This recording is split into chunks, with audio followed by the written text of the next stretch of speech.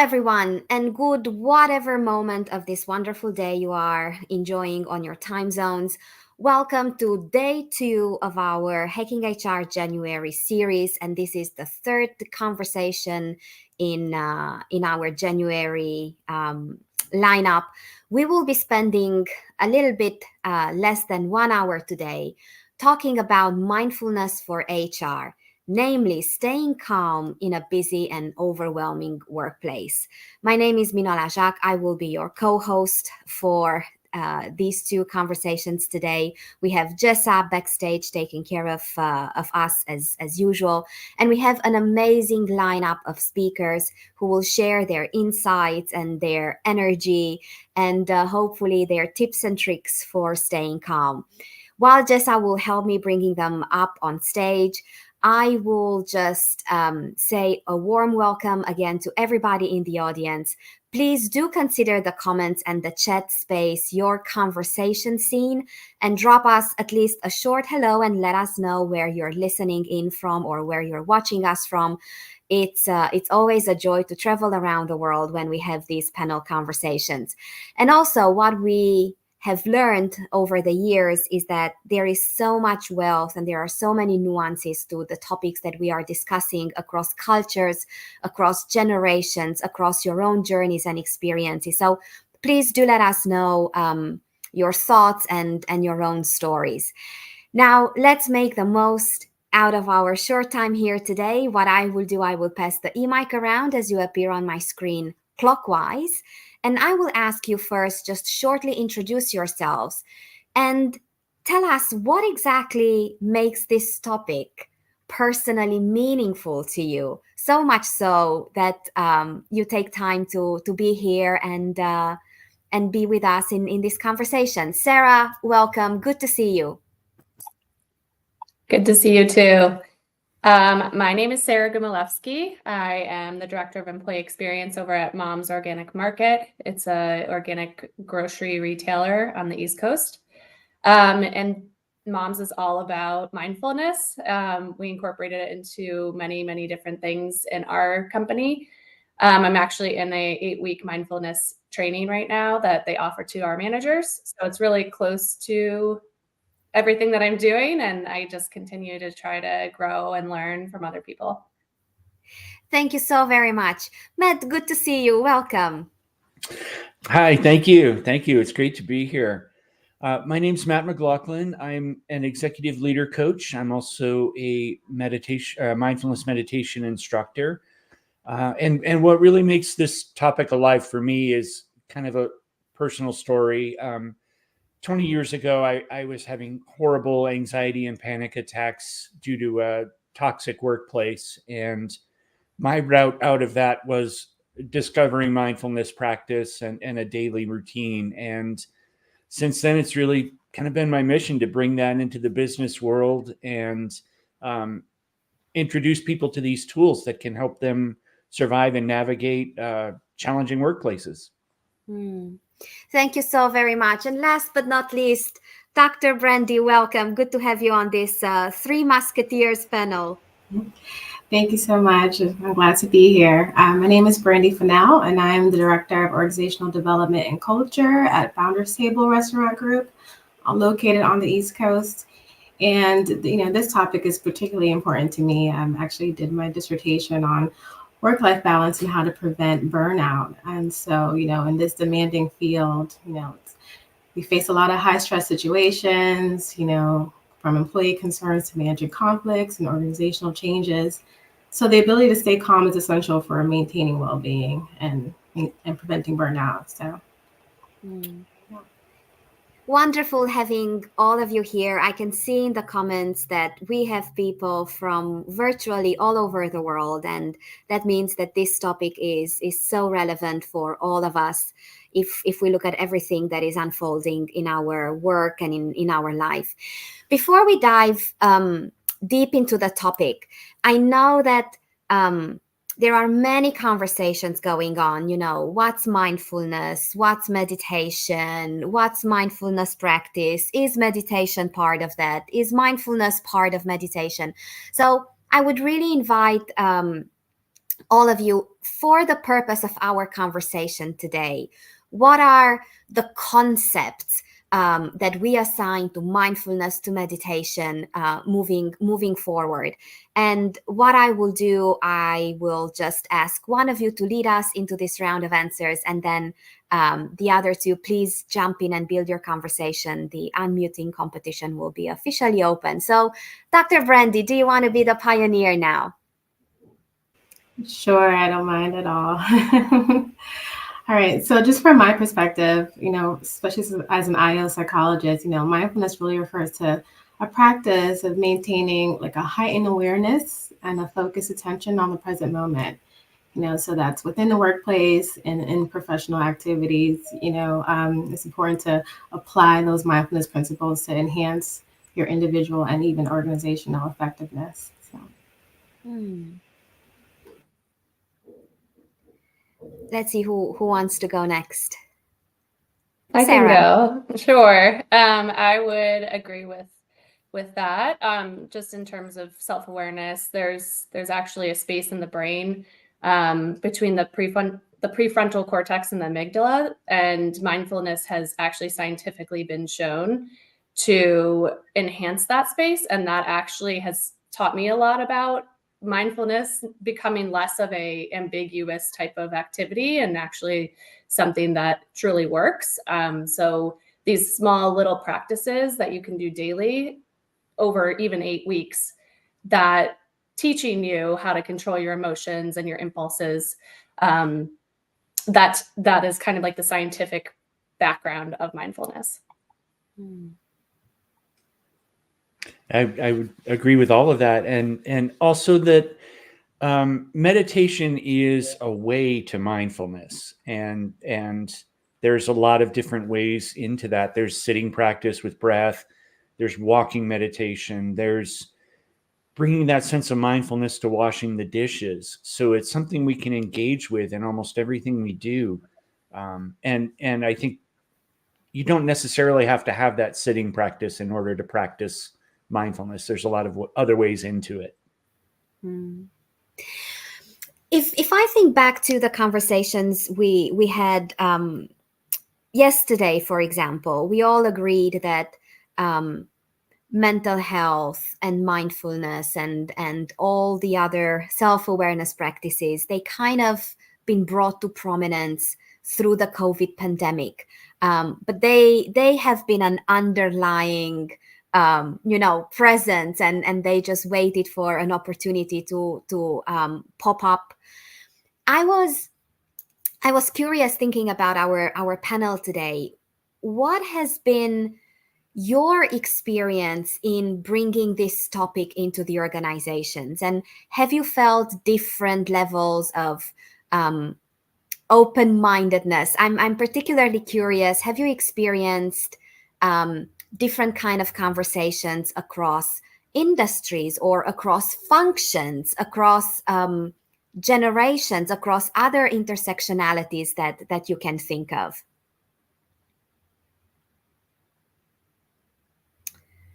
Where will inspiration strike this time? When it's just the three of you, it's so hard just to call names. But Sarah, please. Sure. I will go just because mine's a little bit simpler in terms of my current organization. I didn't bring it to the organization. It was actually there.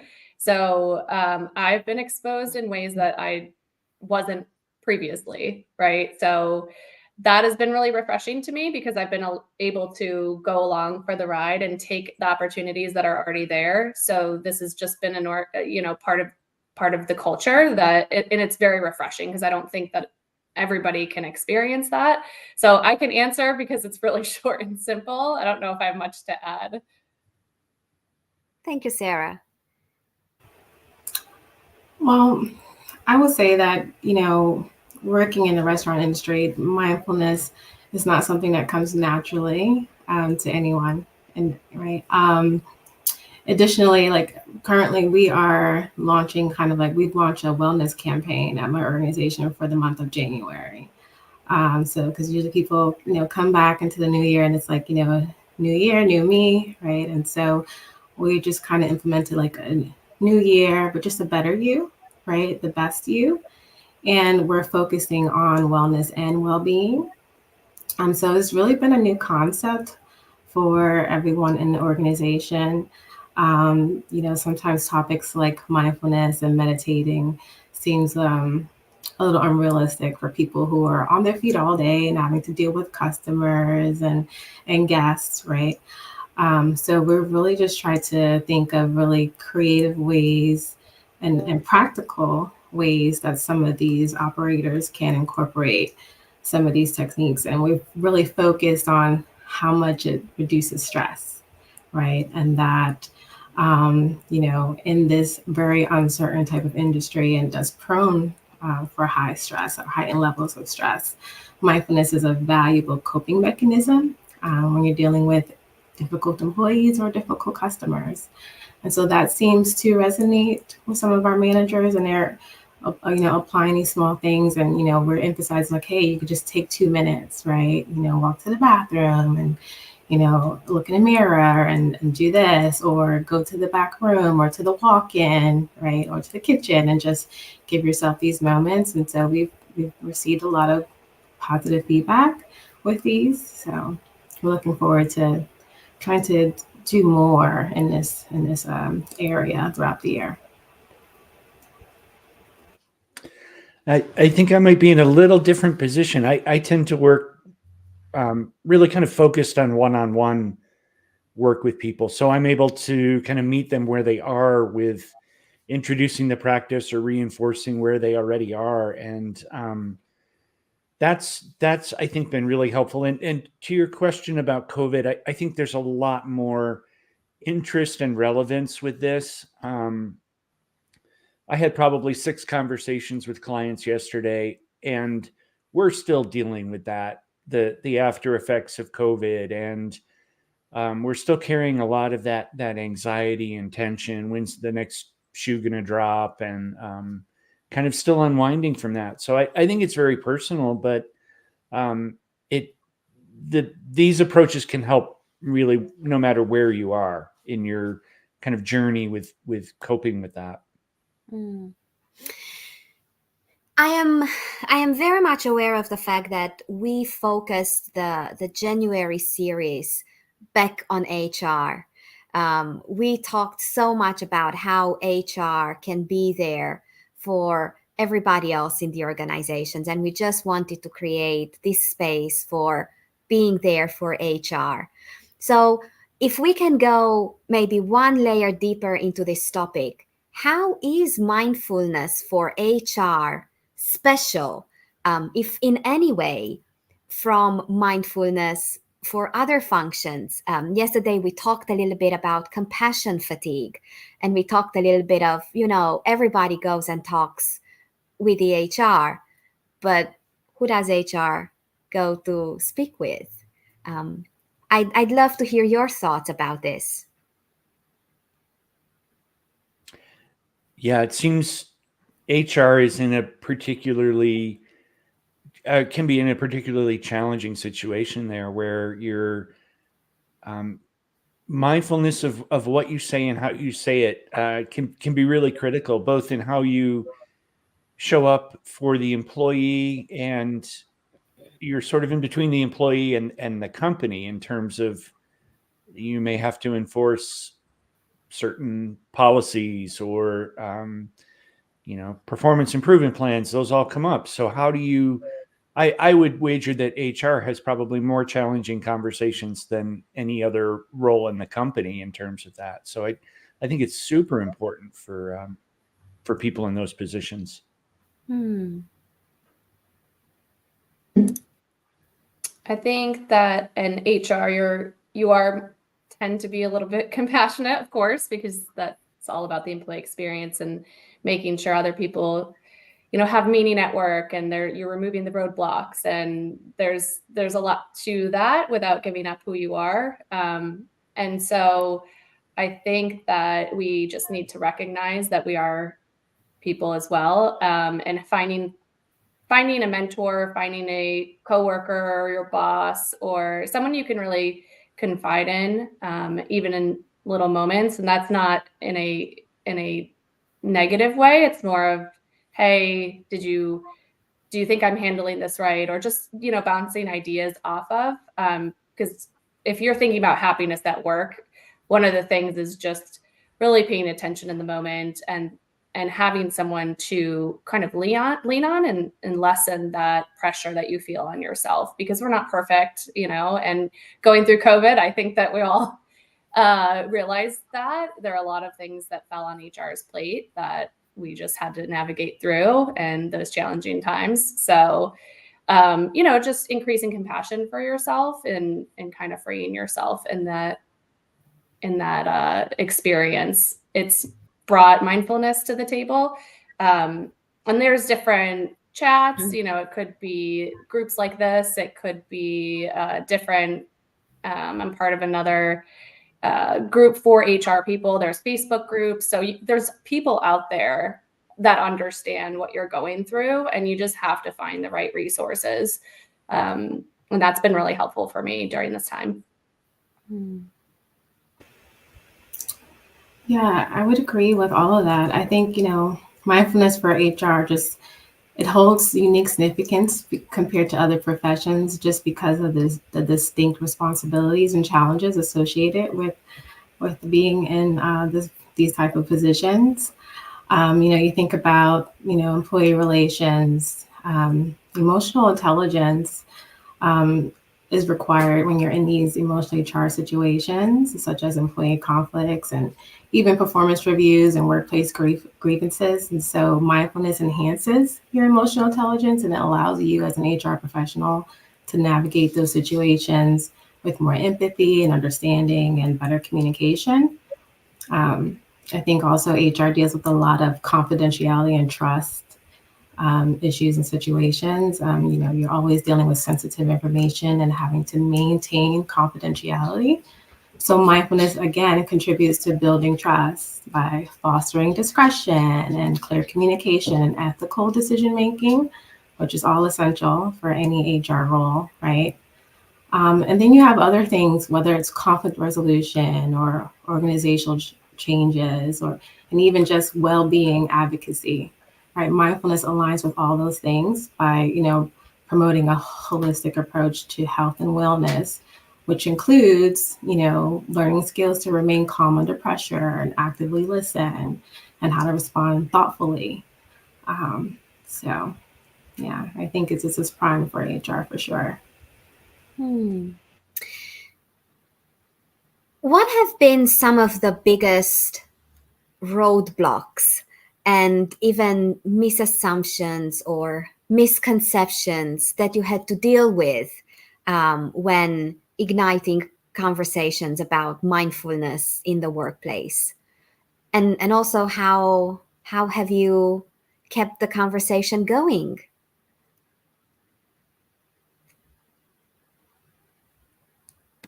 I'll go.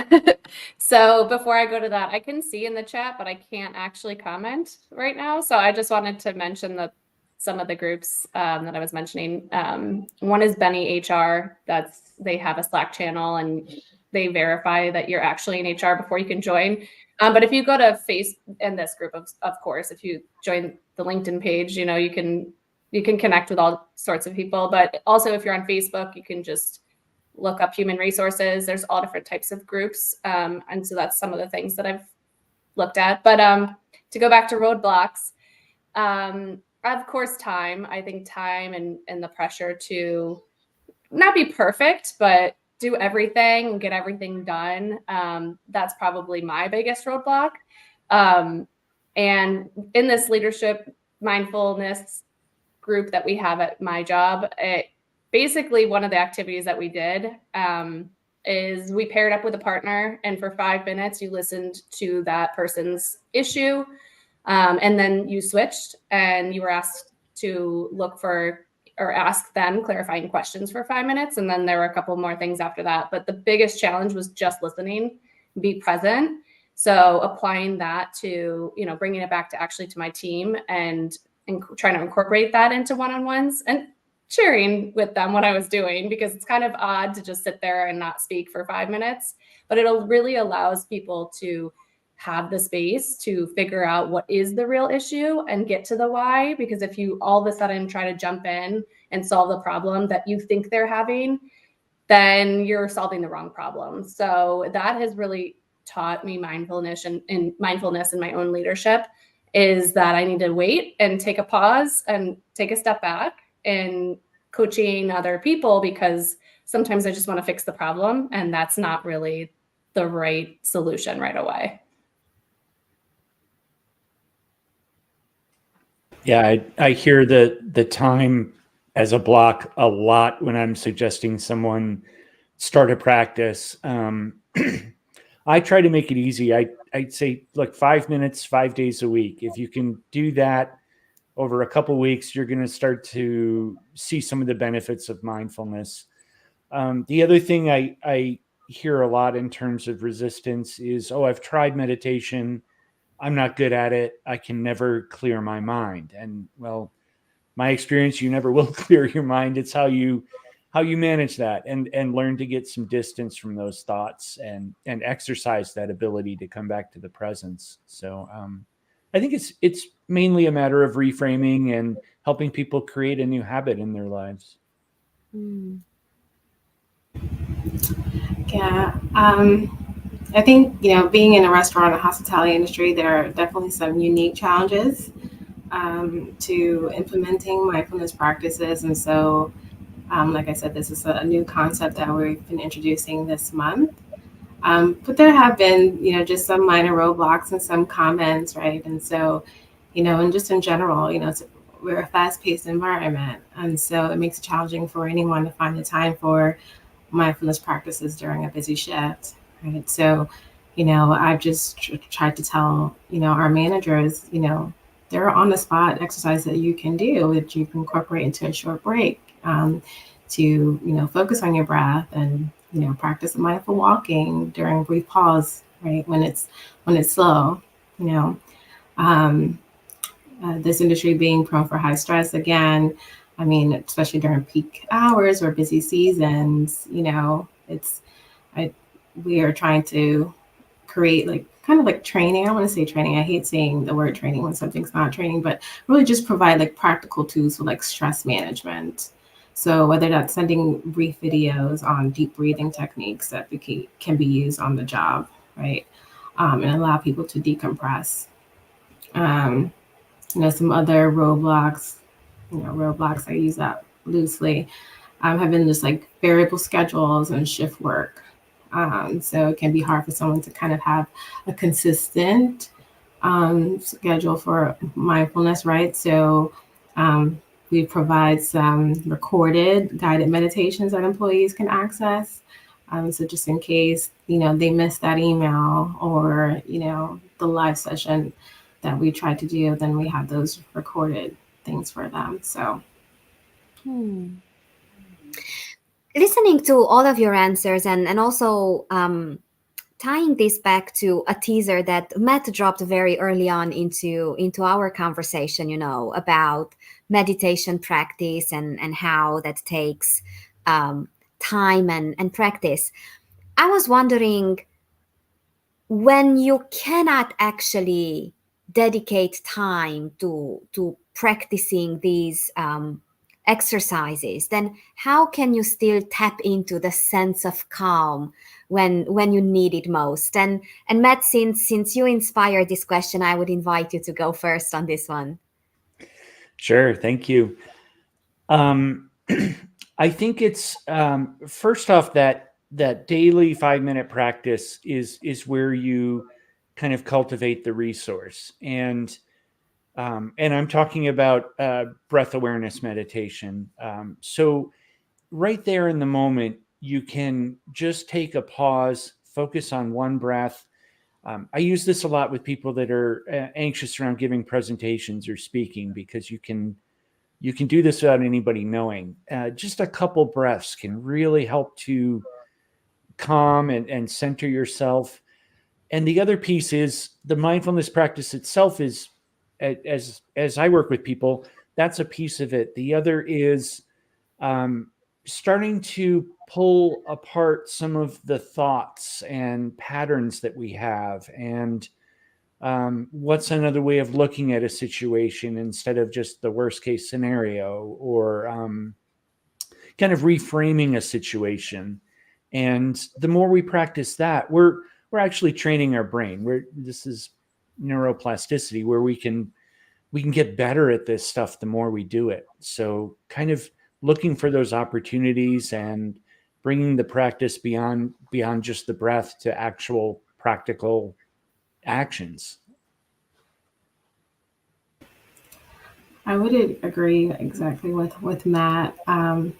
Also, too, I just think savoring your daily activities, right? If you savor those routine things that you do, like eating and drinking, or even just washing your hands, engage your senses fully in that experience and appreciate, tastes and smells and the things that you see, even nature, right? That can help you have that kind of mindful approach to staying calm amid your daily tasks.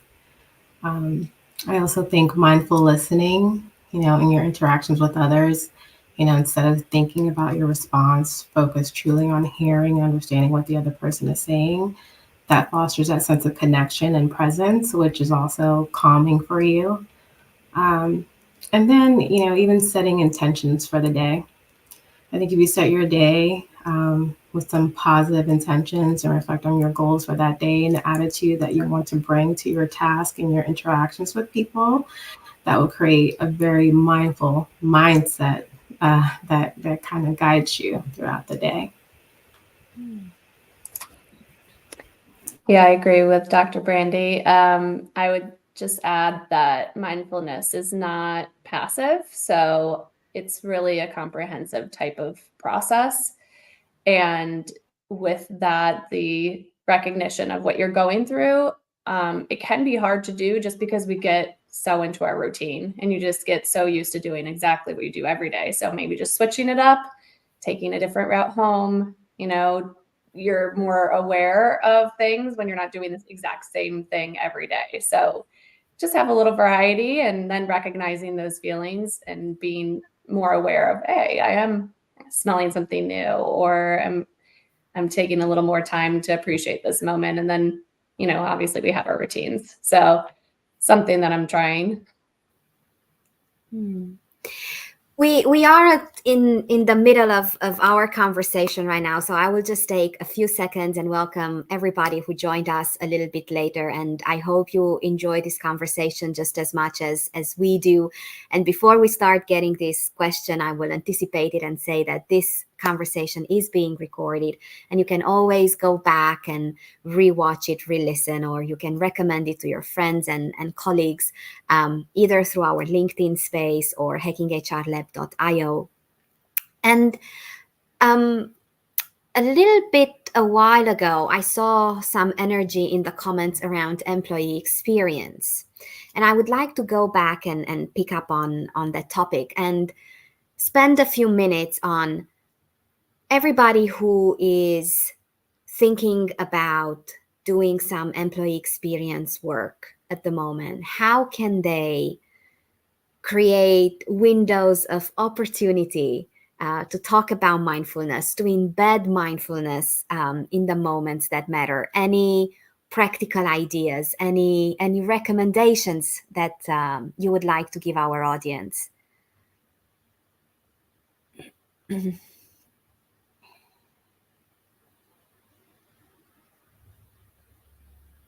Matt, would you like to take us into this? Sure. I think the what I've seen work and what I've done in the past is offering optional workshops where you can introduce the practice, having some form of discussion group, depends on the size of the company. Maybe it's a Slack channel or something, and providing support for those people. I think you can't force people into the practice, but you can certainly provide those opportunities and encourage it as you go. But it really depends on the company and the team. I see in the comments someone mentioned employee wellness sessions. Yes, I think there's various opportunities to do that when you're looking at the employee experience. Yeah, so if you start with even just onboarding and orientation, you can kind of incorporate mindfulness into that, onboarding process to set a positive tone for the new employee. Provide those resources for mindful practices that can help newcomers feel grounded and welcome. Um, and depending on, your industry, your work environment, you can have even meetings and certain collaborative sessions where you can just start the meeting off with some type of brief mindfulness exercise to center all the meeting participants and foster focused attention on the topic at hand, right? Encourage that mindful listening during those discussions. Um, and even, provide opportunities for short breaks to kind of reset energy levels if it's going to be a long meeting. Um, Performance reviews and feedback sessions, even you can infuse mindfulness, by creating a calm and open atmosphere. Again, begin that session with a brief mindfulness exercise to help reduce anxiety, because many times both employee and manager come to that situation with some level of anxiety. So, that can encourage both individuals to approach that feedback discussion with some type of self-reflection and growth mindset. Um, I even think with the training, obviously employee training and development programs is an opportunity to incorporate, mindfulness, whether it be like mindful leadership or stress management or resilience as a topic, providing employees with those type of tools that they can incorporate into their daily routines, enhances their learning retention and their well-being, which is what we want. And if you are an organization that does team building retreats, there's an opportunity there, right? Have nature walks, that those type of things strengthen team bonds and create a positive shared experience. And to someone's point in the chat about the wellness sessions, you can just incorporating some type of overall employee wellness program and being mindful to have mindfulness components in it, whether it's workshops or webinars or classes on stress reduction or emotional well-being. Those kind of things can help. And if I can say one more thing, I think, well, maybe two. um, Communication, particularly around change management. If you're an organization that goes through a lot of change, whether it's big or small change, introducing mindfulness is a good opportunity, to help employees navigate that uncertainty that comes with the change, right? Certain mindfulness techniques support adaptability and emotional resilience.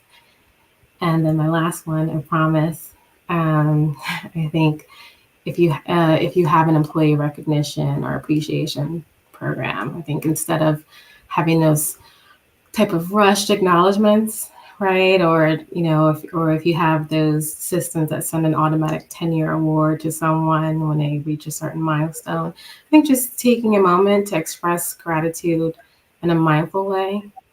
So if you're a manager who has an employee who's been with the company certain years and they've done a good job, just recognizing the specific impact of an individual's efforts rather than saying, oh, you've done such great things. Like, let's be very specific about their approach to work and what makes them different, what sets them apart, and why you want them on your team. So, Thank you. Sarah. That list was great, very comprehensive. So I'll just pick out maybe two or three that we actually do at where I work. And so the one about starting a meeting with a mindfulness practice, that's something that my boss, actually, he is our chief culture officer, and I would say like a mindfulness guru. So every director meeting that we have, we actually take 5 minutes to go through a meditation type practice. And it's just him walking us all through, recognizing, feeling your feet on the floor, recognizing the sounds before just jumping in a meeting. And I find that to be really refreshing because it's the first time I've had, a leadership level group do something like that. Another one that we do is not scheduling back-to-back meetings. So just being mindful of the time between meetings, because that can really lead to a lot of burnout. And then the nature walks, I've never done that one, but we've talked about having, walking meetings and things like that, just getting out of your comfort zone. It's a little cold right now to do something like that, but hopefully in the spring we can implement that. There's just little things, right? So you don't have to feel like this weight of mindfulness and making it be such a drastic change of your normal life. So I think that Dr. Brandy went through a lot of examples that can be used, but not, you don't have to feel like you have to do all of them. Just choose a couple. Mm. This is so wonderful. And I just want to call out a comment we have from Claire Smith, saying that we have cultural champions across all of our offices and they run working groups. So the focus isn't on HR running these activities. And I was actually waiting for the right time to ask you a question. How can we make sure that this conversation is not a conversation about, oh, another HR thingy? Who are the best champions and the best allies for mindfulness, and especially for mindfulness for HR? So thank you so much, Claire, for dropping that comment. Sarah. Sure. So I think training is a great ally to have for HR. We actually, as an HR team or employee experience, we don't run our mindfulness group. That is coming from our training department. So I've learned a lot through that. And I think finding allies in the same level, but also different levels. It doesn't have to be someone above or below you just because they're smarter, right? It doesn't mean that needs to be your only ally. You can go to any sort of level of the organization. I agree with Sarah. I think we're in a unique situation because our training team is part of HR. So if you are an organization that has a similar kind of structure, then obviously leadership buy-in is going to be paramount, right? So if you have leadership that actively supports and participates in mindfulness, that's helpful. And so for us, especially since we decided to launch this mindfulness practices as part of our wellness campaign this year, it was helpful that our CEO and our COO were like, oh yeah, that sounds good. And they might have just been facetious when they said it, but we took that and ran with it, right? And so they've kind of given us kind of free way to really start to drill down and try to reach all of our employees at the various levels on both the corporate side and in the field. So I think just for us having that freedom to reach out to our employees with these things and offering them these opportunities and different trainings and giving them these different resources and tools has been helpful. But I think another way that I think the whole purpose is, right, to make sure that it's not an HR project, to your point, that is really ingrained into the culture of the organization. And so that's going to just take an inclusive approach, so consider having it be part of the core values of the organization, right? Does the organization have something that aligns with mindfulness as part of their core values? So it's not this standalone initiative, right? And even looking for that cross-cultural collaboration. So whether it's HR and training or HR and strategy or whatever the various departments are, that you can kind of just look for that opportunity to kind of collaborate with another department or function.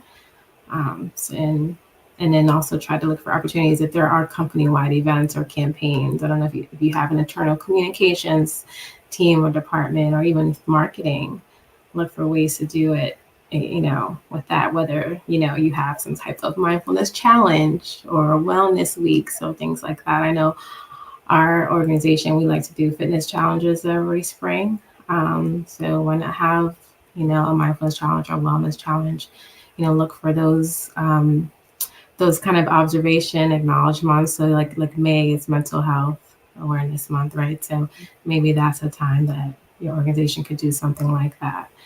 So. Thank you.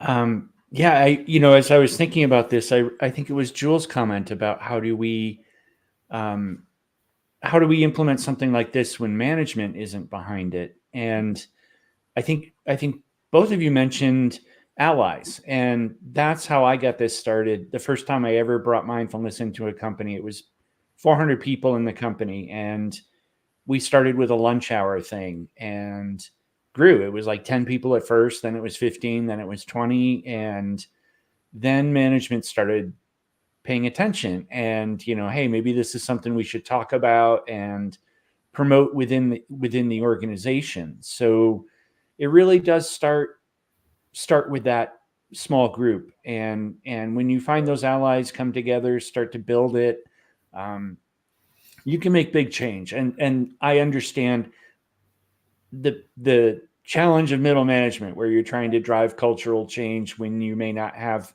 buy-in from upper management. It is really a challenge. But start with what you can control, find your allies, and have fun with it, and it'll grow.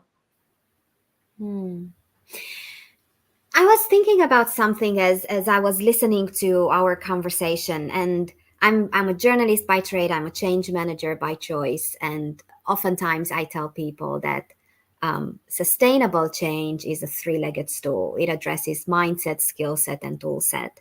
So we touched quite extensively on skill set and tool set. We scratched a little bit on the mindset.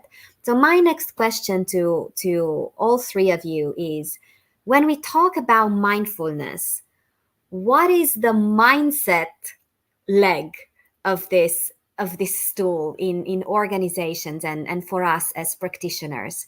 How can we be mindful with our mindset?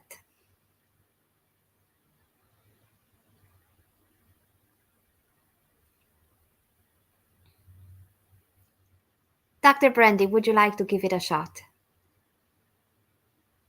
Sure.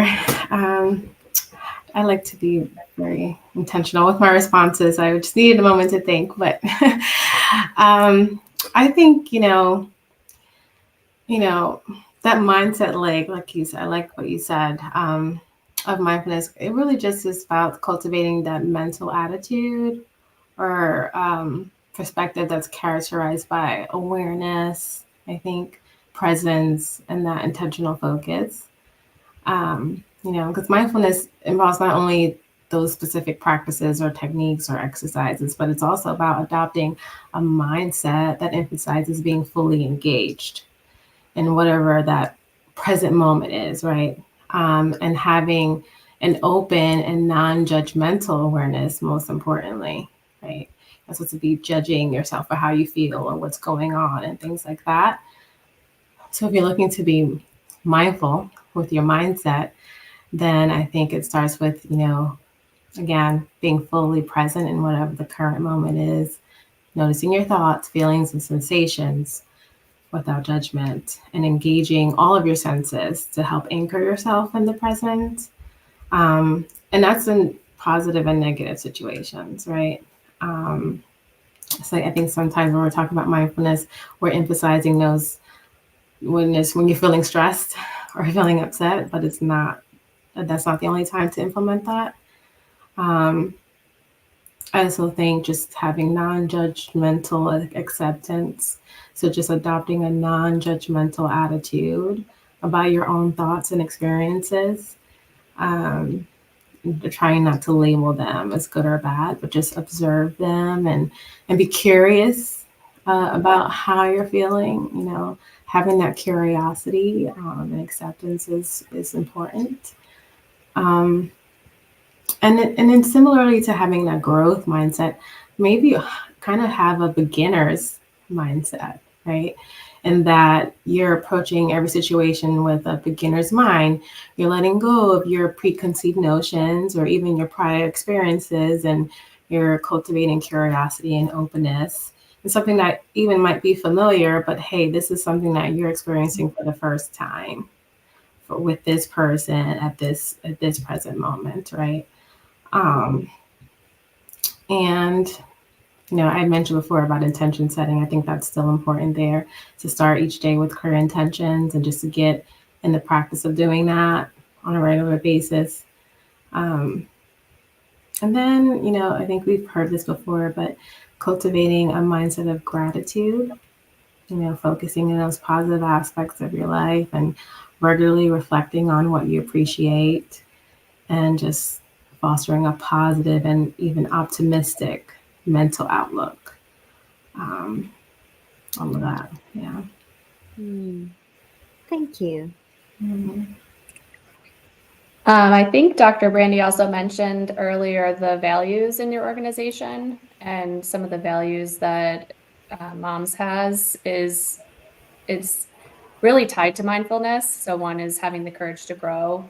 Another is focusing on what you can control, and letting go of the things that you can't. And so with that, just being really present in the thought process that we have. And there's this video that I watched during this mindfulness group, and it's called How Mindfulness Empowers Us. And it's by Sharon Salzberg is speaking, and it's on YouTube. So if you want to look it up, it's a really cute video of two types of wolves in our heart. And so it's more about feeding the one that you want to not control, but pay attention more to, right? So it's not denying the wolf that does exist, but paying attention more to the one, the more compassionate one, the more truthful one. And then that's where you're focusing your attention rather than, feeding this one that we all have within ourselves. So that has really shown me to, focus on the values, focus on really recognizing the feelings and just paying more attention to the one that I want to.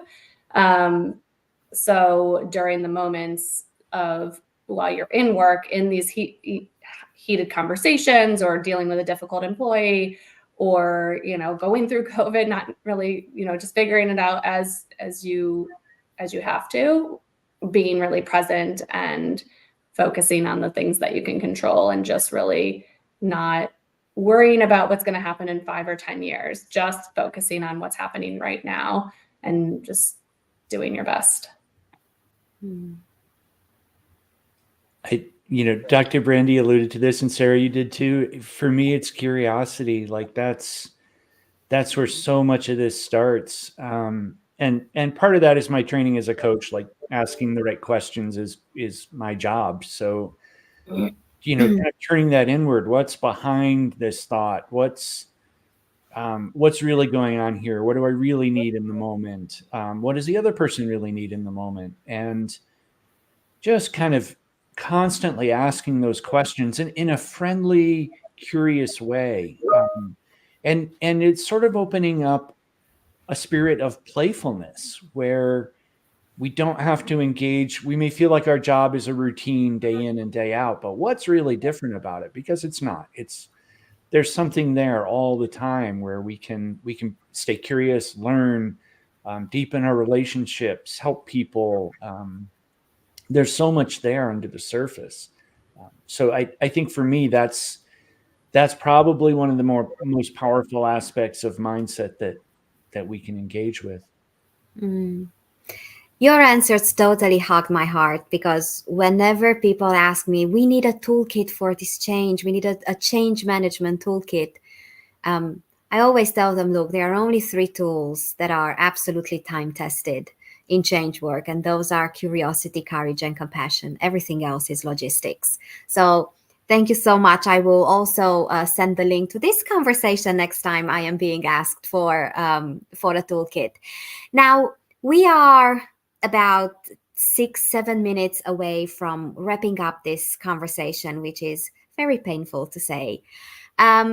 But I want to keep myself honest to a promise I made myself in the second half of last year, because I realized that our conversations have a lot of insights and a lot of inputs for HR as a team. Yet many people in our audience, they leave the reality of HR of one. So especially given the fact that we are talking about mindfulness for HR and about feeling busy and overwhelmed in the workplace, what is something that, in addition to everything that we touched on, what would you add for someone who is an HR function of one and who might be feeling exponentially busy and overwhelmed with everything going on?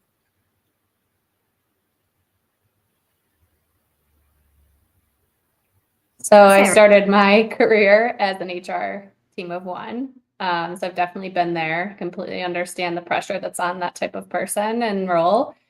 I think having a good relationship and understanding the needs of the organization and really focusing on the priorities, working with my boss at the time to reset those priorities really helped me not feel like I had to accomplish everything at once. And just having frequent check-ins. You know, we are in control of our world as much as we can be.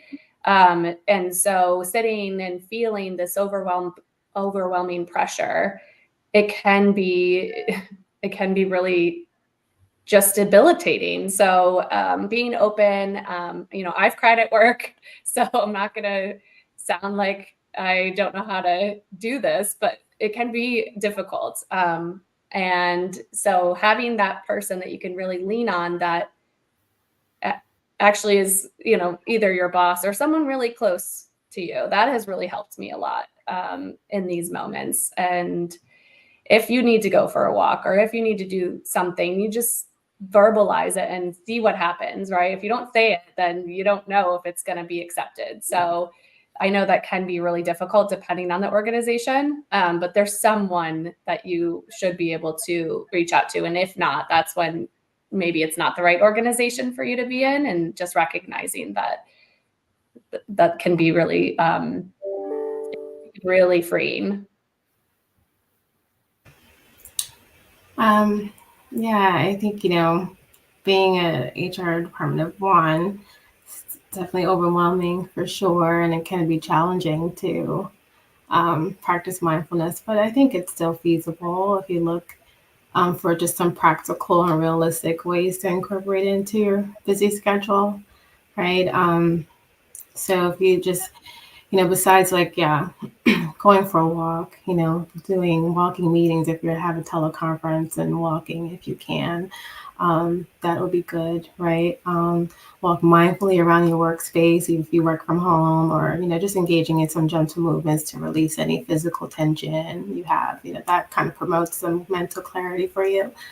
But I think also too, there are things like, you know, maybe mindful technology use, you know, be mindful of the technology you're using and set specific times to check emails and messages rather than always being reactive, and establishing some boundaries of when you can engage with digital communication, right? I think mindful eating, you know, so practice some mindful eating if you have a lunch or a snack break, you know, and avoid multitasking when you're eating so you can actually savor and enjoy your food. And maybe task switching. So, you know, like when you're transitioning between the different types of tasks that you're going to do, especially as an HR of one, so there's probably a lot of different things on your plate, but just taking a moment to clear your mind and then set those clear intentions for the upcoming tasks, so you avoid carrying stress over from the previous tasks you were doing. And then if you have the ability to delegate, you know, then you can have some mindful delegation, and that you are delegating certain tasks with clear communication and trust in the other person's ability, right? Because then that allows you to focus on the more high priority responsibilities without carrying the unnecessary mental burden of the other tasks that you delegated. And I think just even some, you know, time blocking, which you've heard about before, but just dedicating specific time slots for focus work to ensure that you're fully engaged during those periods, and avoiding that temptation to constantly switch between tasks, and then just some planning and reflection. So again, I'm gonna say it again, it's not like a broken record, but setting those clear intentions for the day in the morning, and then taking a few minutes later in the afternoon and evening to kind of review your accomplishments, right? And if the intention that you set was met for that day, and then even plan for the next day, because then that can promote a sense of purpose and even closure for you. So. These are all great. You know, a lot of productivity, time management, check in with your manager, make sure you're clear on priorities, make sure you're getting the feedback you need. And then separating what you can control versus what you can't, and really having an honest look at that. I find a lot of my clients are overwhelmed with kind of what if thinking, over planning. You know, I do a lot of work in tech, and the layoffs right now are terrible. So there's a lot of fear and apprehension. So, you know, do what you can, and then work on how can you let go of the rest. And I find that slices apart the overwhelm pretty effectively in a lot of cases. This has been a wonderful conversation. Thank you so very much, Sarah and Dr. Brandy and Matt. It was absolutely wonderful having you here. And we will wrap this one up in about 2 minutes, just making sure that everybody who rolls over for the next conversation has enough time to stretch a little and, you know, get a coffee refill, a water refill, tea. We're beverage agnostic here. And also giving 2 minutes to Jessa and myself for the next panel. But I do want to ask you for a wrap-up punchline style mic drop moment. So as we will say goodbye to our audience today, what would be one thing that you would recommend them to do starting right after this conversation? And what I will do, just as we started, I will pass the e-mic around as you appear on my screen. Sarah, one punchline. Do this for our audience. Feel your breath Thank in the you. moment. Matt. Gratitude. Just find something right now you're grateful for. Write it down. How wonderful. Be grateful for your breath. Dr. Brandy. Set intentions. Wonderful. Thank you so very much, everyone. Thank you, everybody in the audience. It was a joy having you here today. And I hope I will get to see as many of you in just about 3 minutes. Thank you so much. Have a wonderful rest of your day and of your week. Thank you.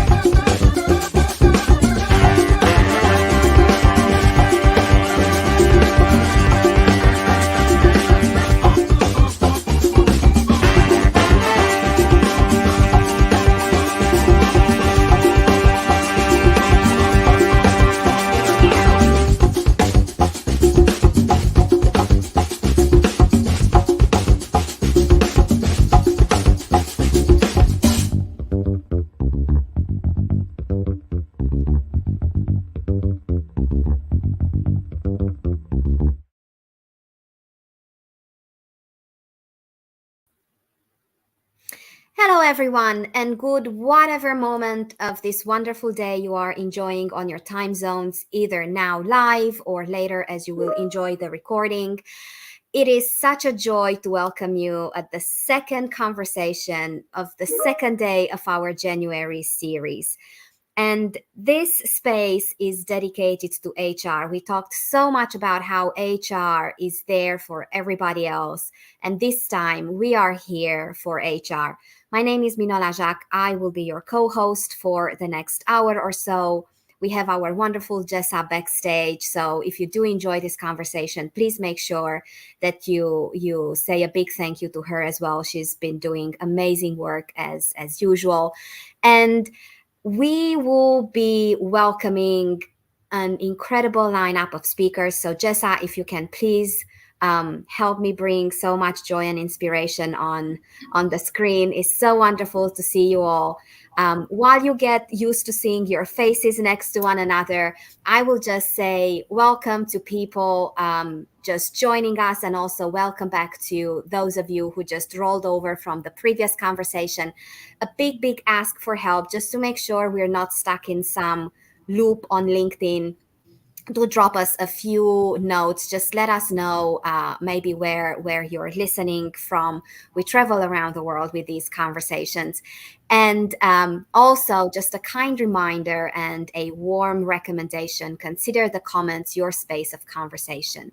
So all the questions that we ask each other here on the panel are open to you. Drop your own stories, your own opinions, your own experiences. We learn so much from all of you in the audience every single time. I will end my blabathon here because Hacking HR hours are shorter than regular hours. And what I will do, I will just pass the e-mic around as you appear on my screen. It's very easy. The first round, just shortly introduce yourselves and do let us know what made today's topic so meaningful to you that you are here on some incredible time zones, and Rod is our pioneer from the future. We will be discussing mental health first aid, essential skills for the leaders, for HR leaders. Rod, such a joy to see you. Welcome. Thank you, and Happy New Year to you. Haven't seen you yet this year. Yes, so I'll just get going. So I'm certified in mental health first aid to start with. I provide that sort of role for the Australian Peacekeeping Association, a veterans association. I also provide that to a number of sporting clubs, being sort of the key in mental health first aid. It's an important topic to me, mental health. I've had people are probably very familiar with the challenges veterans have, and in Australia we have a Royal Commission into Suicide from out of our military experiences, particularly with Afghanistan, and what's happened from there. So it's something I'm very passionate about to support. Thank you so very much. Dr. Christine, welcome. Good to see you on the screen today. Thank you so much. It's great to be here.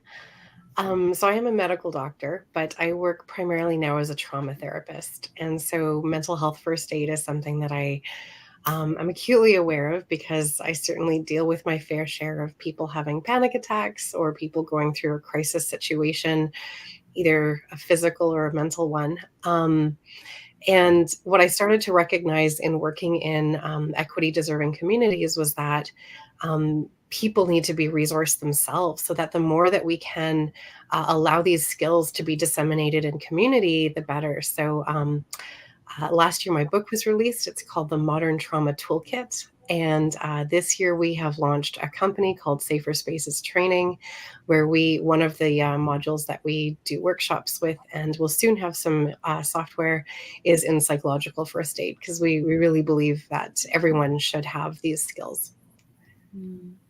Thank you. Rashid, it's so great to have you here for this conversation. Welcome. Hello, how are you? Very good. Very happy to see all these faces on my screen.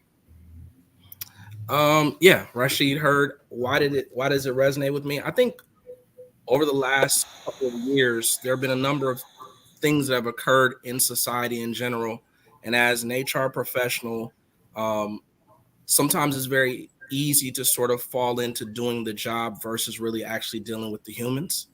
And as a Black man in America, witnessing men being killed, witnessing the trauma of even my uncles post-Vietnam and all of those different things that occur, really being intentional about recognizing that the whole person is coming to your office on a regular day, coming to the workplace on a regular day. And does the workplace affirm them or confirm some of their beliefs about where they fit into society has been something that's been really deep. And then on top of that, many of my contemporaries at 40 something years old dying because of stress, high blood pressure, strokes, and those types of things. And many of those things are probably some environmental factors, the way that you eat and all those different things, but also oftentimes tied to stress and some of the, I guess what you'd say, pieces of information that are being provided to you about how you exist in the world. So it lands for me because it's very important that we have to live and thrive. So that's why it kind of landed for me. Thank you so very much. And Malvika, good to see you. Welcome into this conversation. Lovely to see you, Nola. Thank you for having me. Hi, everyone. I'm Malvika. I'm the co-founder of Atvis Group, which is a human capital advisory firm. We specialize in the areas of leadership development, culture, and change management and transformation. And the reason this topic really spoke to me or is meaningful to me is I've spent my entire career in human resources and have witnessed a lot of leaders and folks in the business world, not just HR folks, but people broadly who've struggled with stress at work, with mental health at work. And I am on a mission to help organizations rehumanize work again. And I really believe that for us as HR practitioners, it's important that we realize that we can't pour from an empty cup. There's a lot of people expecting a lot of things from us, and anything that helps advance the conversation around taking care of ourselves, I'm here for it. How wonderful. And it's yet another rainy, gloomy day here in Switzerland, but this already feels like sunshine. So I'm very, very privileged having a front row seat for this conversation. Before we dive very, very deep into the topic, probably as a reflex, as a journalist and someone doing change work for a living, I just want to make sure that we understand the words and the concepts that we use for the conversation today. So I would invite you just let's take a few moments and outline what do we mean by mental health first aid. There are so many conversations, and you realize that people have different assumptions and different expectations and different experiences when hearing mental health first aid.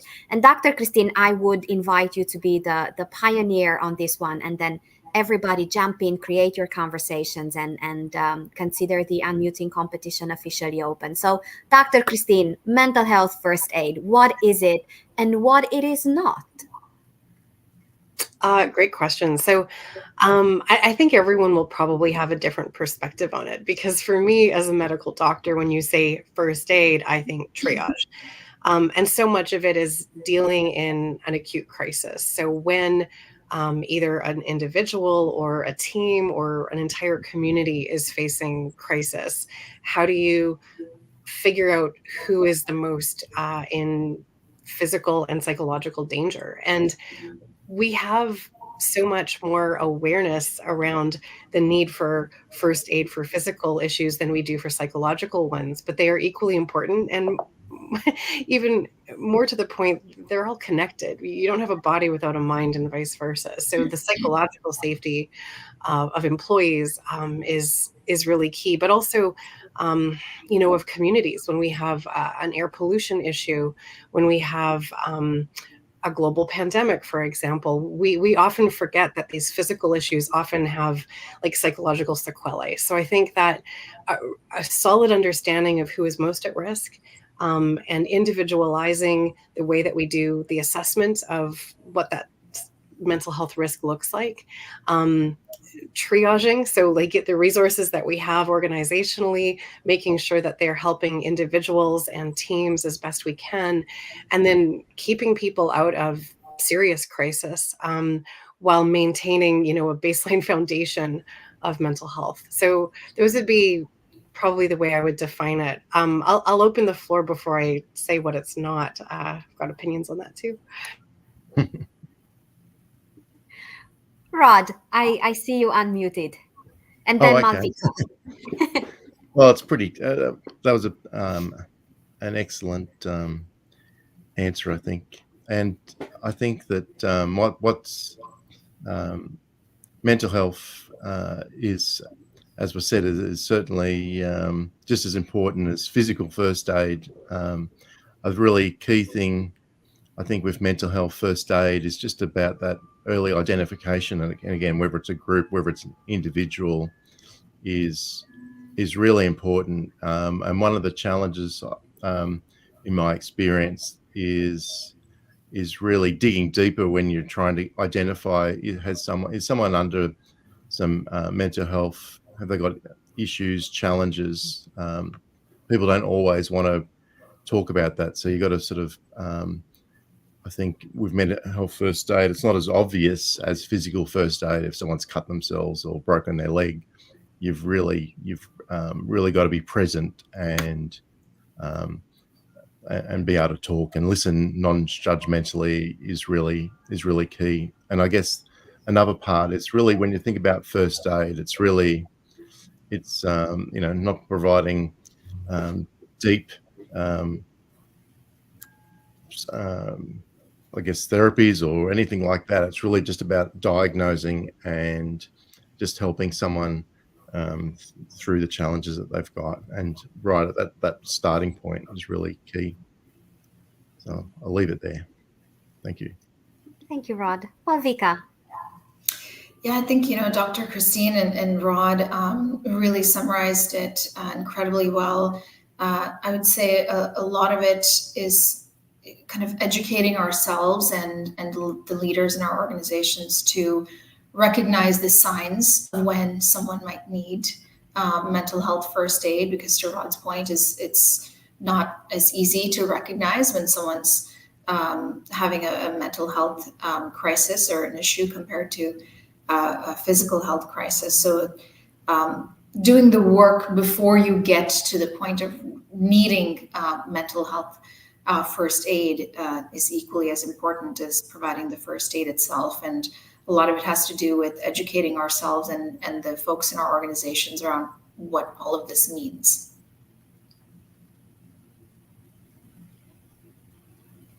Rashid.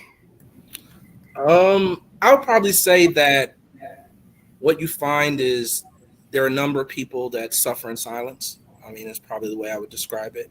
And in HR, or even in any organization, not necessarily just HR, but anybody who's a leader, sometimes it's difficult to uncouple what can be going on with the person versus whether or not you see it as a performance issue. And so for a lot of people, dealing with mental health in the workplace or needing mental health first aid as described becomes a little bit more difficult, because oftentimes companies are tasked to get to the finish line on something, and people don't have quote unquote time. And many of the things that we're talking about require time, a level of empathy, a level of patience, seeing beyond the avatar of the person that actually is sitting in front of you, because many of us come to work with an avatar. It's part of our survival technique. We wear masks, many of us do. And then really just being intentional about what is required for someone to thrive. As I used to say in many of my organizations, is that there's someone sitting in this room who's considered suicide or maybe thinking about it right now. And that is a very, very deep conversation, because often when you lift it up in front of people, they actually kind of get shocked awake. And so I think when I think about mental health first aid, it's really just about, I want the best for you as a human before you ever do any work for me. And I think that's the thing that these times have really sort of pushed us to have to be intentional about and patient with, because we've experienced a lot of death in the last several years because of this quote unquote health crisis, among other things. Thank you all so very much. And before we move forward, anything to add as to what mental health first aid it is not? We touched a little bit going through your answers, but is there something that you would specifically call out as to mental health first aid? It is not this.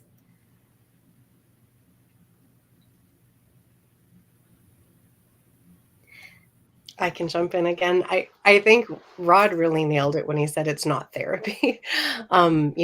First aid is really just taking a sweep of the circumstance. And I think Rashid made such an important point, is that there are cultural and racialized and community-based ways of expressing psychological suffering that, a person in a given social position or in a hierarchical chain of command might not have access to. So part of it is being really curious and being really humble, because these forms of expression are not universal. So we might be looking for signs, but we might miss a great deal of psychological pain. So I think really getting to know the humans in the organization, something that Malvika touched on, I think is really key, because it's so easy to think of people, especially physicians, we're just so conditioned to think of people as a series of symptoms and signs that we're looking for, and that's not it. There's all these other complexities,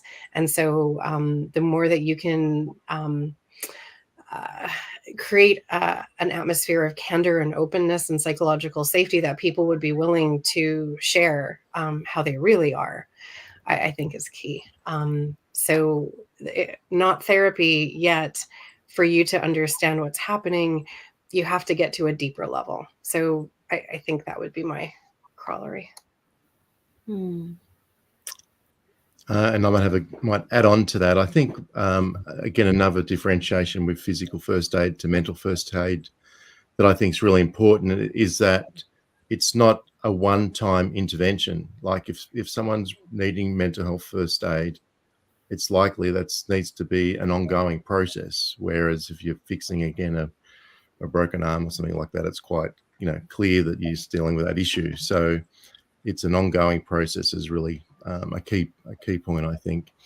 I think another point is that I think mental health first aid can pretty much be learned by anybody as well. So it's not exclusive to being a health professional. So there's education available and lots of different pathways to get skills from all walks of life about how to support people in those initial first aid, mental health first aid needs. They're two key points. Thank you. Thank you. Malvika, Rashid, anything to add on this point before we move forward? No? Okay. Now, Rashid, what you shared previously still lingers on my mind. So I would ask you to go first in this slice of the conversation around how does mental health show up in the workplace? You touched on people coming to work oftentimes wearing masks. You talked about people suffering in silence. How does mental health show up in the workplace? Well, I've been an HR professional for 20 plus years. Shows up as, a lot of times we call them disciplinary issues. I think people describe them as acting out, yelling, especially as you get into places where you have, and I worked a lot in skilled trades, tools throwing was something that came up, cursing, a lot of the things that are considered like quote unquote bad decorum, if you will.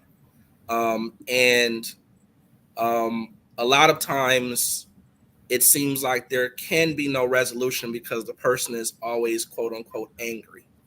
And that's one of those tags that people get depending on who they are, and you can wear that tag or badge with honor or dishonor depending on who it is.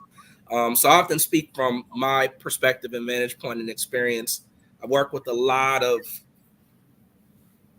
40 and 50 plus Black men, and oftentimes deemed as angry for Black women. It can be similar terms. And a lot of times that is frustration at work, right? Not feeling that you're being heard, not having a voice, not having an outlet, not having a resource available to you that understands your journey. And so a lot of times in the workplace, it's very difficult because it is considered a performance issue holistically if you don't act well and all those different things. Doesn't matter if you can, make the widget and all those different things. If there's a lot of other stuff that happens that's negative, you're still considered a performance issue. And so I think the biggest challenge is, and I saw it in the chat where someone says it's very difficult because you have your hands tied. And that's one of the things that we had to talk a lot with managers and supervisors about at my previous organization. And as I'm walking into my new one, that your hands aren't tied from the standpoint of asking, is everything okay? How can I help? Is there something you need assistance with? If the person chooses to share, so be it. If they don't, so be it. But providing the resource and available things that they can take. I think what Rod said is this is not therapy, but I'm here to actually support you to get you to whatever it is you so-called need, is part of your job. As a leader in an organization. So I'll stop there. Thank you so much. Rod. Yeah, and I guess answering the question for HR professionals, I think one of the challenges is really the role. HR is quite multifaceted and has a high level responsibility, which can bring about a high significant emotional load. And so I think that comes from that in the workplace itself is, stress and related issues, potentially such as burnout, particularly where you're in a small organization and you could be a HR professional of one, something that the term that you ask about a bit. So I think, yes, I think there's anxiety can happen through just handling critical issues, sensitive issues. Are you making the right decisions? Those sort of things can really be intense.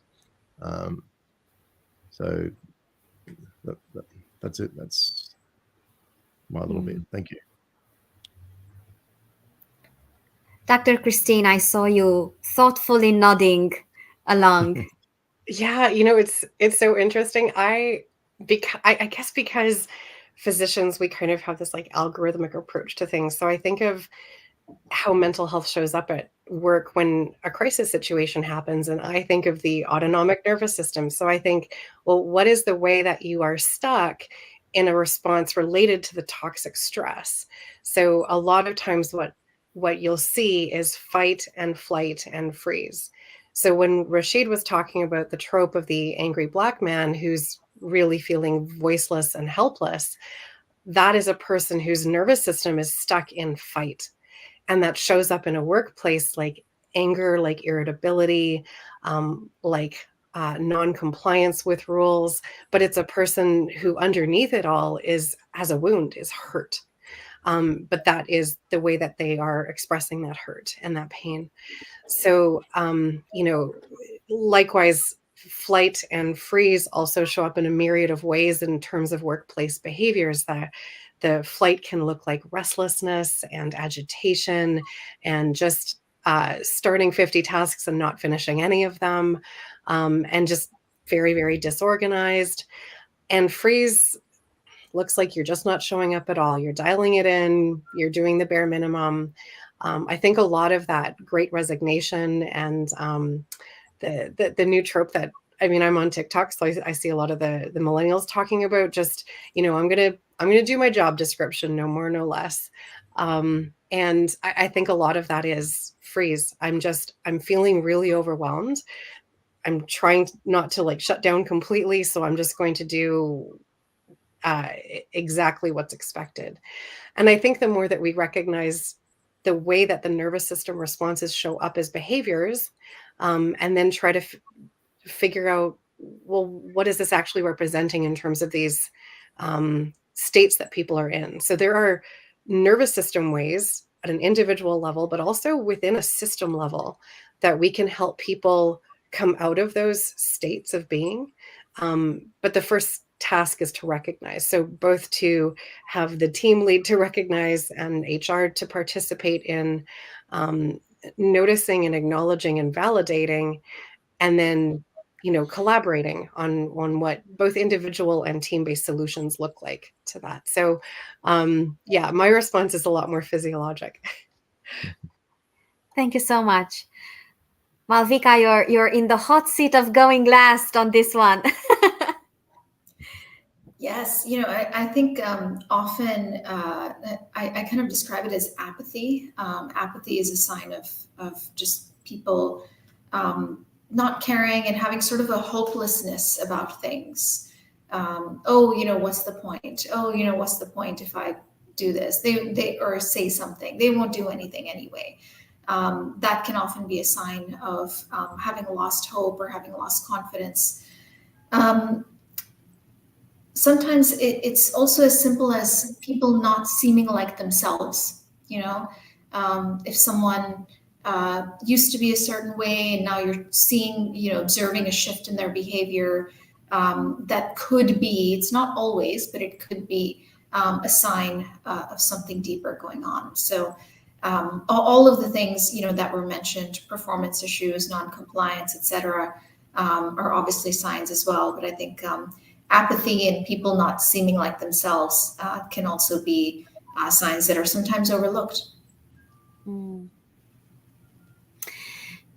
Each of you in different ways touched on something, on how HR professionals and HR leaders, well, they're just as human as the next person, and they bring their own biases and they bring their own lenses set by their own experiences and journeys into the workplace. So I am curious to talk a little bit about how can HR professionals overcome their own biases when dealing with mental health within the workplace.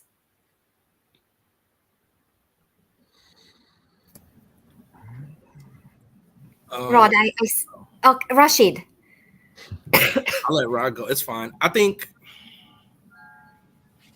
so. One of the things that's very difficult is having a conversation with yourself about challenging what's happening in front of you. Oftentimes, as an HR professional, you're being asked to do something very specific in a situation. You might be a part of a disciplinary process. You might be part of a separation, whatever it might be. And I think it's important that when you talk about biases, sometimes because of the work that you do, it's probably a bad analogy, but kind of like sometimes what they talk about when it comes to police officers. You see very difficult situations all the time, and so you become, calloused a little bit, And so as a HR professional, one of the things that's important is really remembering what you're there for. You're there to support the manager or the supervisor doing something, but you're also there to support the employee too. And oftentimes being responsible about understanding that you have more than one responsibility. As a government employee, I have sort of a governmental ethics thing that I have to follow with regards to rules around the way that we deal with employees in the MOU situation, et cetera. I also am trying to cater to this supervisor or manager that says, I have a situation, whatever that situation is, whether you agree with it or not. And you have to say, and this employee has something in this as well, and their story matters also. And sort of really not being so neutral that you're desensitized, but awake and alive in the situation, and actually being okay with challenging the status quo, disrupting yourself when you're leaning into like wanting to just fill out the paperwork and move on, and have some level of advocacy on behalf of both parties, so that you may not solve it, but you're challenging all parties to ask the proper questions so that you're not just getting to an end because, And I think that's kind of one of the things that if you've done the work for so long, every year you almost need to sort of press a reset button on yourself. I've been doing this long. I'm starting a new year. What are the things I've learned? What are the things I do? What should I be doing more of? And I think that helps humanize yourself in the human work that's supposed to be human resources.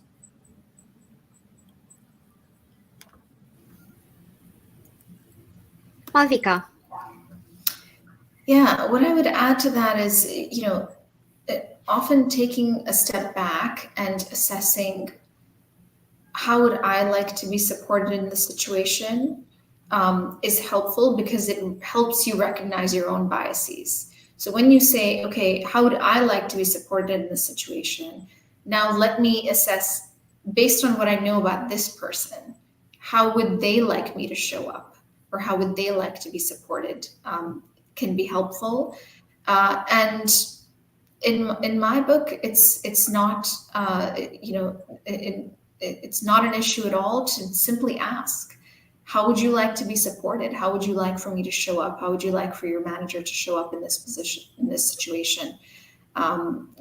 It can often lead to conversations or uncover underlying issues that you didn't even think about. So I think often the best way to check your bias is just to ask the other person what they need.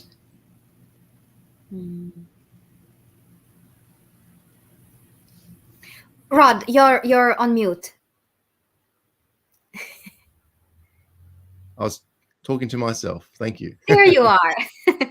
Yes.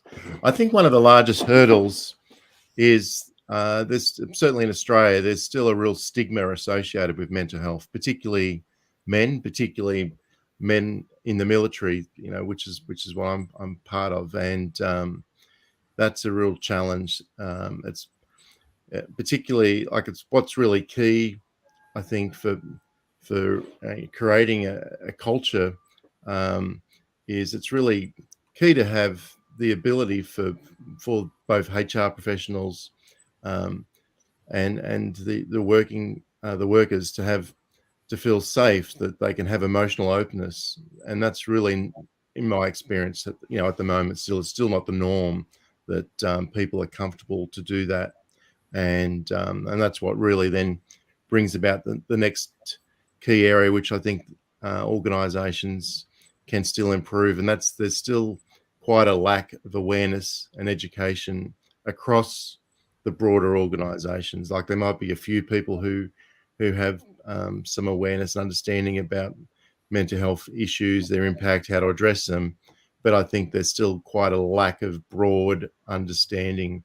And so there's still many misconceptions. And that really, with misconceptions, brings missed opportunity to support employees effectively.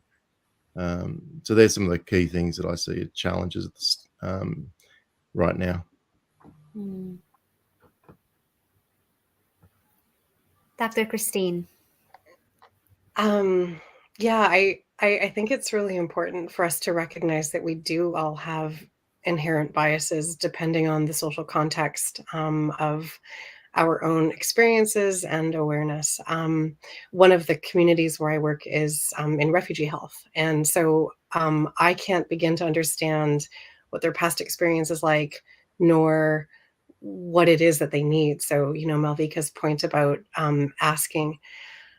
I think Rashid said something key around desensitization. And I think a lot of people who are in helping professions and serving others, we tend to encounter a lot of moral distress, people who are being treated unfairly.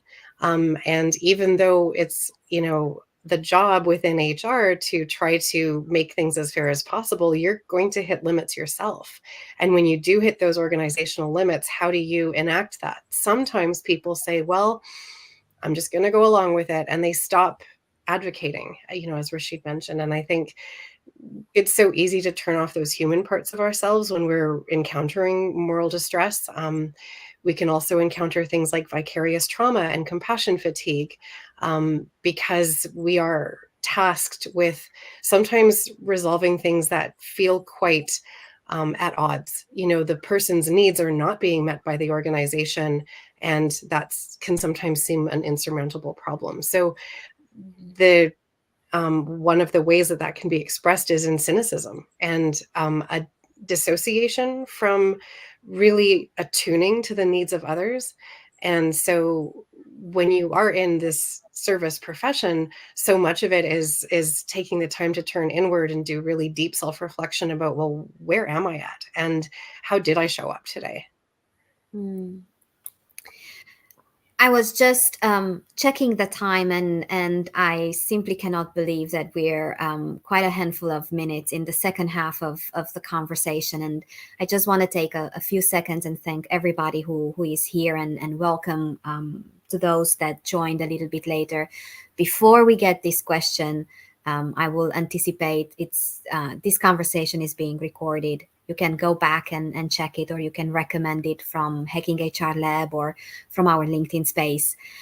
There was something that all of you mentioned quite early on, and I made a mental post-it to come back and pick up this conversation, Candy, and that was psychological safety.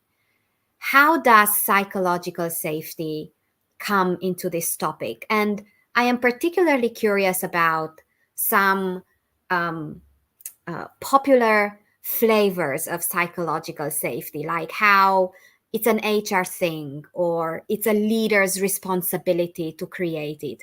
And oftentimes conversations around psychological safety feel to me a little bit lopsided. Leaders also need psychological safety from their team, and HR needs psychological safety from the organization. So what are some of your thoughts around psychological safety and mental health in the workplace? And Rashid. Oh, I didn't mean to mute. I'm laughing because it's not funny, but it is funny at the same time. It's probably like one of those uncomfortable laughs. This is something that I think comes up a lot more than people. This comes up at sort of like the dinner table with your friends and colleagues or coworkers that are at the same level on the quiet, that there's a price to pay sometimes. I think is probably the best way I would describe it, right? You talk about psychological safety. And so I wanted to make sure I looked up the definition. Feeling safe to take interpersonal risks, to speak up, to disagree openly, surface concerns without fear of negative repercussions. And the reality is that's just not true in a lot of places. The price that you pay to be a dissenter at certain organizations is costly.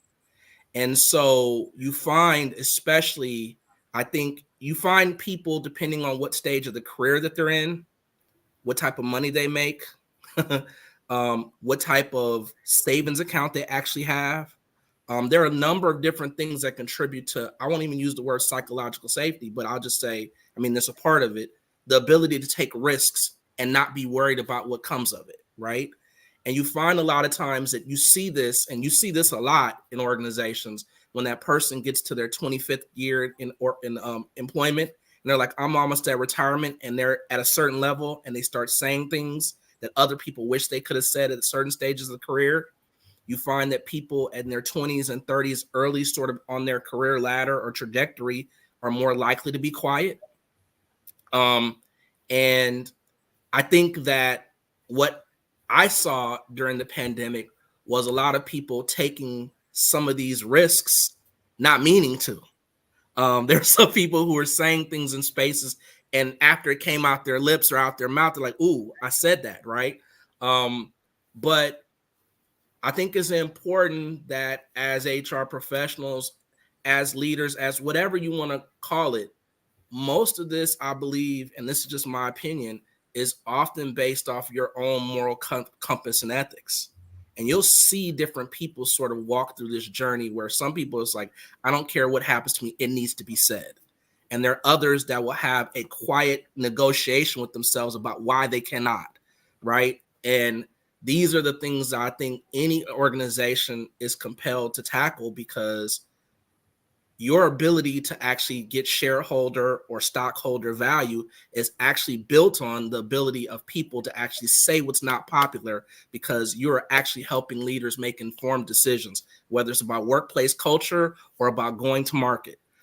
This is the same tenets of people having the ability to say what needs to be said for the purposes of advancing positivity for that particular workplace culture. So I'll just stop there.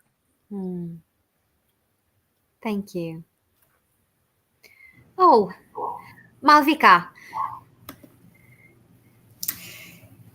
Yes, so, I think, I don't know that most organizations have cracked the code on how to create the optimal environment of psychological safety. And I think the ones that claim to, if they claim that they have done it, they're probably a little bit delusional. So I think we should all take comfort in the fact that really, no one's cracked the code on it. We're all figuring it out. At least in my experience, what I have found personally is a lot of leaders that I've worked with talk a lot about their achievements and all the wonderful things they've done in their career. If you go on LinkedIn on any given day, you'll see a lot of people talking about a lot of the great things that they're doing. And I think that's wonderful. And I think achievement should be celebrated. But unfortunately, with social media and with LinkedIn turning into more of a professional, version of the Instagrams and the Facebooks, we don't see that much of people's failures and struggles. It's not talked about enough.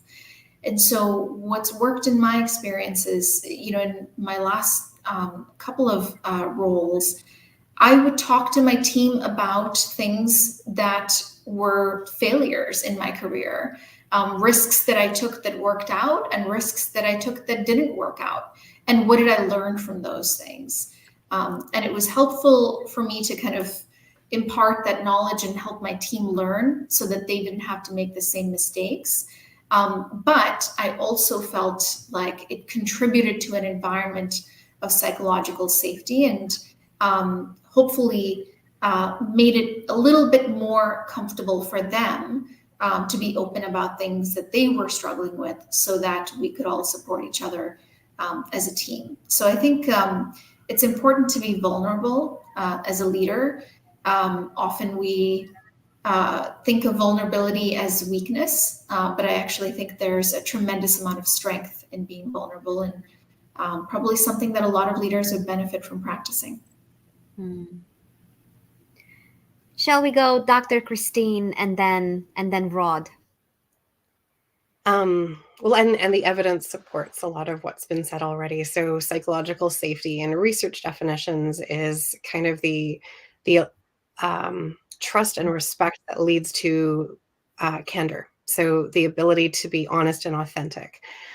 So when Amy Edmondson studies and helps organizations create psychological safety, a lot of it is, well, what are the components? And of course, it's going to be individualized for each person and each team, but there are some key elements that can be improved and incorporated. So I don't think it is as magical and mysterious as it's made out to be, because it boils down in my mind to a culture of belonging. If you feel like you have even a space where you belong, that you can be authentic and honest, then that is a more psychologically safe environment. I think the other thing is it's a moving target. I mean, culture constantly shifts with turnover and transitions. You restructure an organization in any way, and you've probably put a dent in that psychological safety, even temporarily. So part of it is knowing that these are fluid markers, and when you're kind of doing well, it's not a time to get complacent. It's a time to look at what are the ingredients to that mix and amplify what's working. Knowing that a time of transition, whether it's like an external thing that's imposed on the organization or some shakeup that happens within, this is always going to be an ongoing journey. But culture is something that I don't think is as nebulous, because there is really excellent evidence and research around what are the key components. Rod, welcome back. Thank you. Some technical challenges.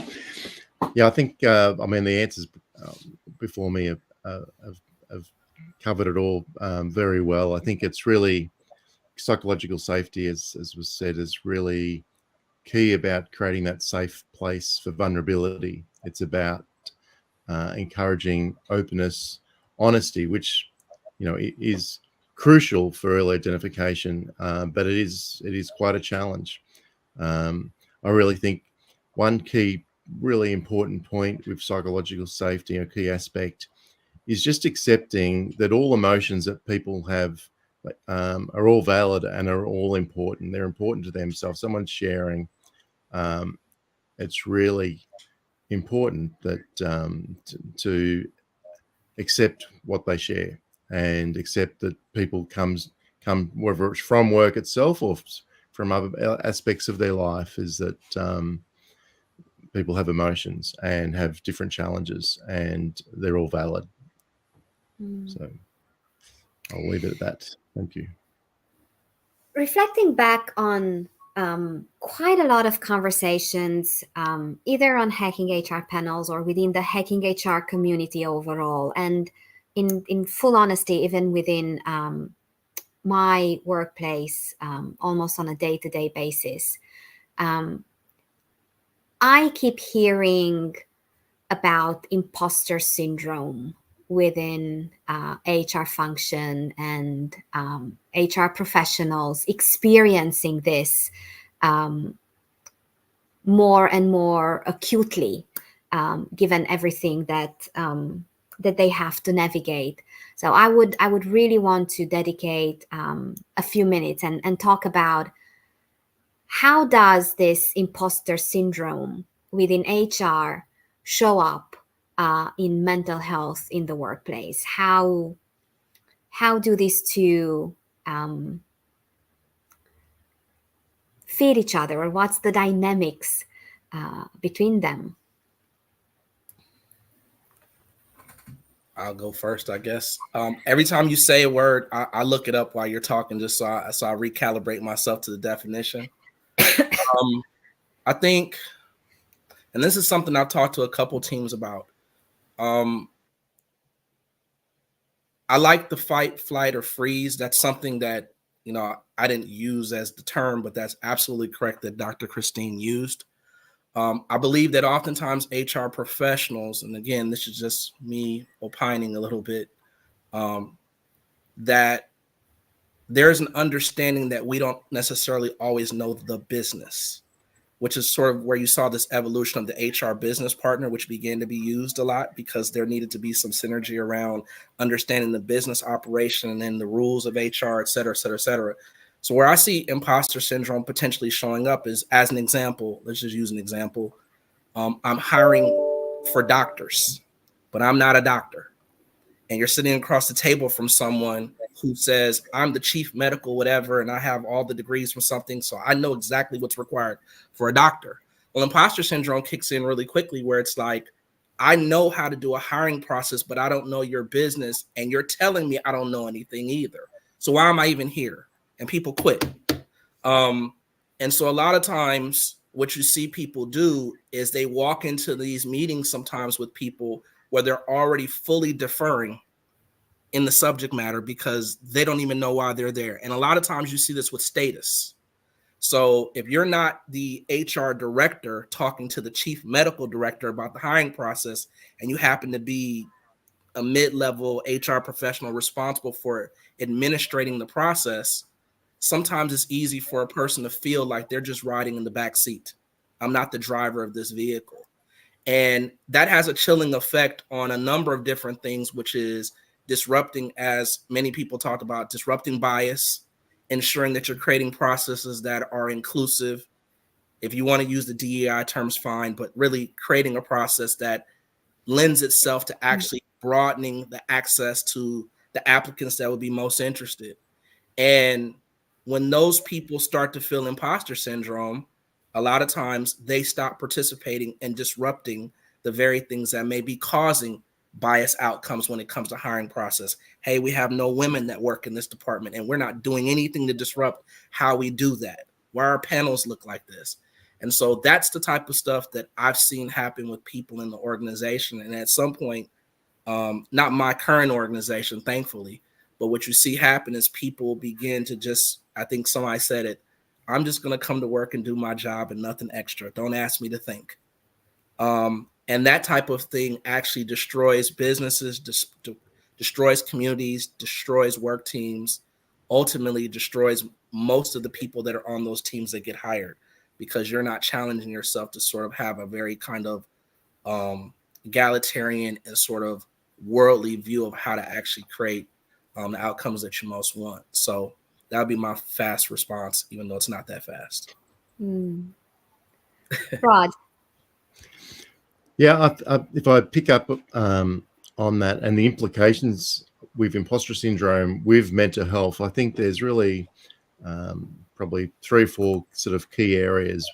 I think one is really about increased stress, anxiety. So I think when people feeling they're experiencing imposter syndrome, it can just lead them to have constant pressure to perform at high levels to avoid being found out. And this really can just lead to increased ongoing stress and heightened anxiety.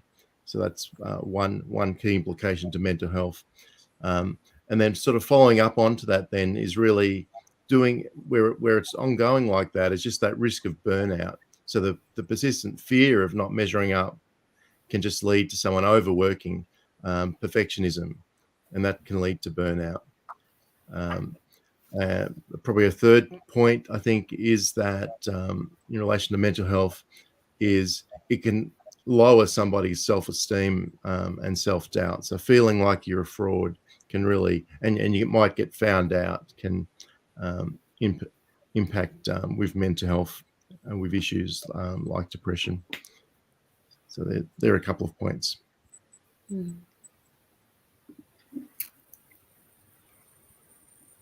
Dr. Christine.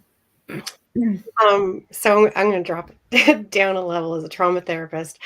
To me, imposter syndrome is a manifestation in the workplace of our core wound of shame. So it's that feeling of not being good enough.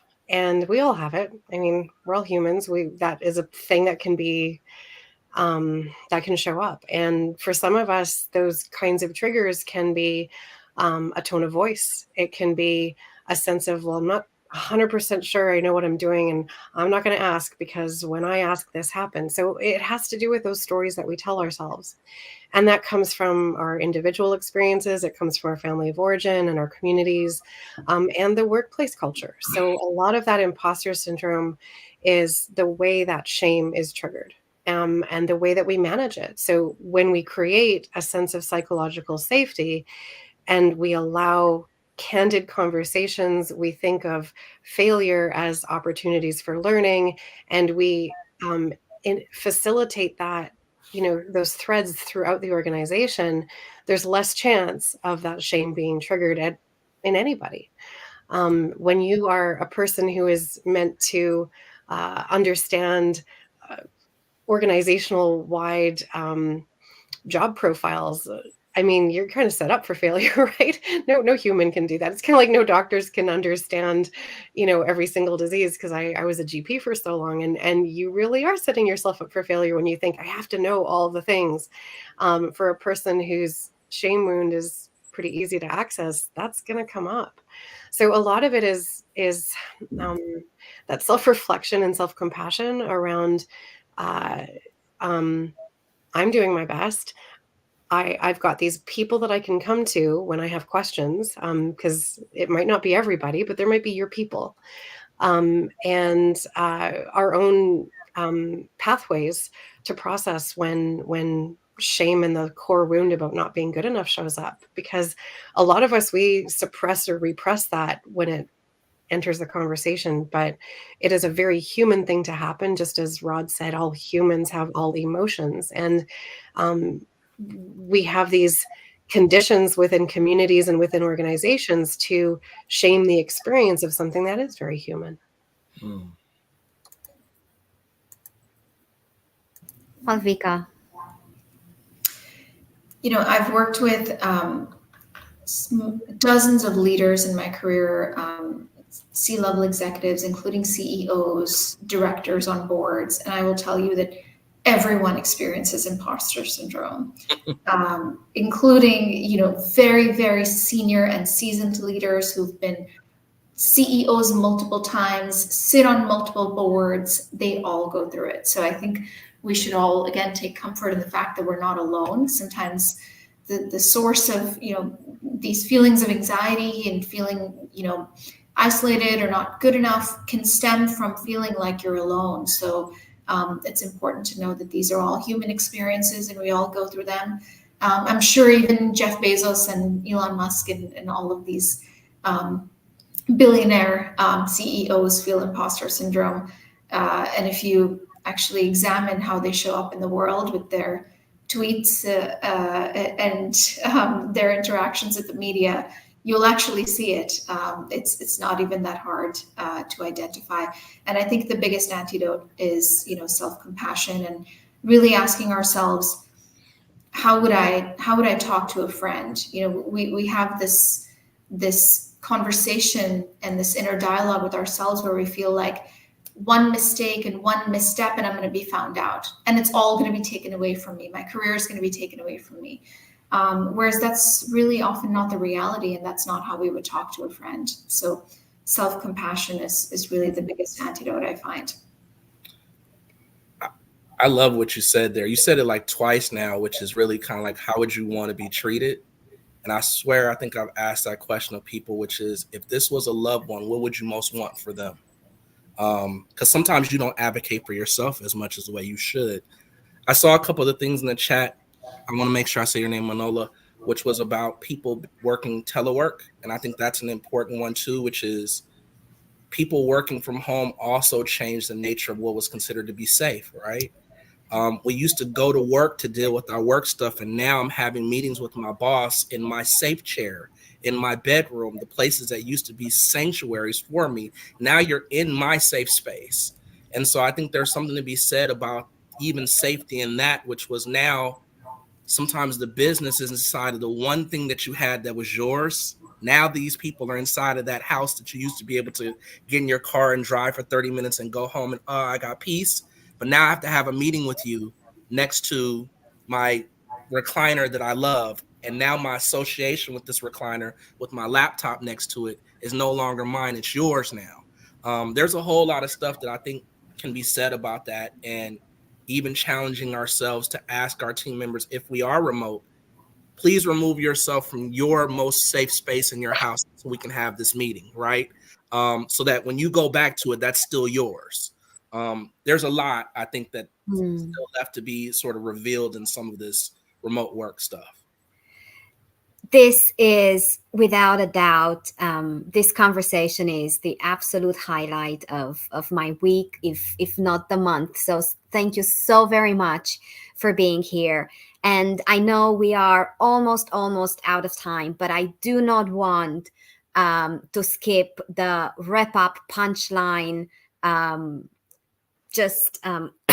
excuse me, going around the screen. I will thank everybody in the audience for being here with us today or later on. And what I will do, I will go counterclockwise. That means that, well, Rod, you will go again first. Just a punchline takeaway for everybody today. Rod. A punchline is, it's emotions. It's about listening non-judgmentally to each other. Thank you so much. Malvika. My punchline would be show up for yourself as you would for a loved one. Thank you. Rashid. You're on mute. Agape love. I think love needs to sort of be restored as leaders with our people and our team members. Thank you. And Dr. Christine, bring us home today. Yeah, I think just say move at the speed of trust. Wonderful. Thank you all so very much. This has been absolutely heart-hugging. I'm looking forward to welcoming as many of you as possible tomorrow. And in the meantime, just show up for yourself as you would for a loved one. Thank you. Thank you.